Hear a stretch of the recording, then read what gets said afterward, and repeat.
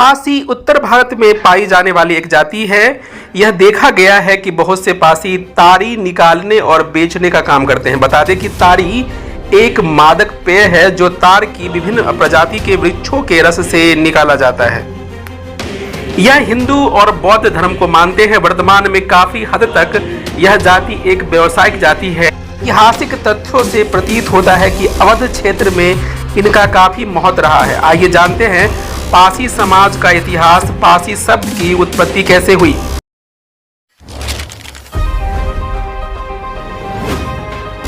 उत्तर भारत के अधिकांश राज्यों में इन्हें आरक्षण व्यवस्था के अंतर्गत अनुसूचित जाति वर्ग में शामिल किया गया है। आंध्र प्रदेश और तेलंगाना में इन्हें पिछड़ी जाति का दर्जा प्राप्त है। यह मुख्य रूप से बिहार और उत्तर प्रदेश में पाए जाते हैं। महाराष्ट्र, उत्तराखंड, उड़ीसा, आंध्र प्रदेश, तेलंगाना और अरुणाचल प्रदेश में भी इनकी आबादी है। राजपासी मुख्य रूप से उत्तर प्रदेश के अवध क्षेत्र में निवास करते हैं। 2001 की जनगणना में पासी को उत्तर प्रदेश राज्य में दूसरे सबसे बड़े दलित समूह के रूप में दर्ज किया गया था। उस समय यह दलित राज्य की आबादी का 16% थे और मुख्य रूप से अवध क्षेत्र में निवास करते थे।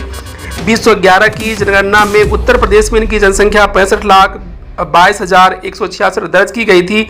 इस आंकड़े में तार माली भी शामिल थे। विलियम क्रुक के अनुसार पासी शब्द की उत्पत्ति संस्कृत के शब्द पासिका से हुई है। पासिका का अर्थ होता है फंदा। इस फंदे के सहारे पासी तार और खजूर के पेड़ पर चढ़ते हैं और ताड़ी निकालने का काम करते हैं।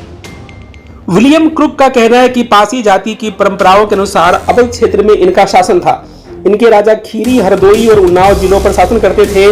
रामकोट, जहां अब उन्नाव का बांगरमऊ शहर स्थित है, इनके प्रमुख गढ़ों में एक माना जाता है। रामकोट के अंतिम पासी शासक राजा संथार ने कन्नौज के प्रति अपनी निष्ठा को त्याग कर दिया और श्रद्धांजलि देने से इनकार कर दिया।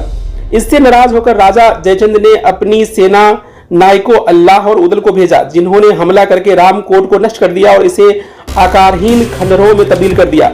इतिहासकार राम नारायण रावत के अनुसार किसान सभा आंदोलनों में पासी समुदाय की भूमिका को पहले के इतिहासकारों ने कम करके आंका है। इनके अनुसार इन आंदोलनों में पासी और चमार जाति की भूमिका महत्वपूर्ण थी।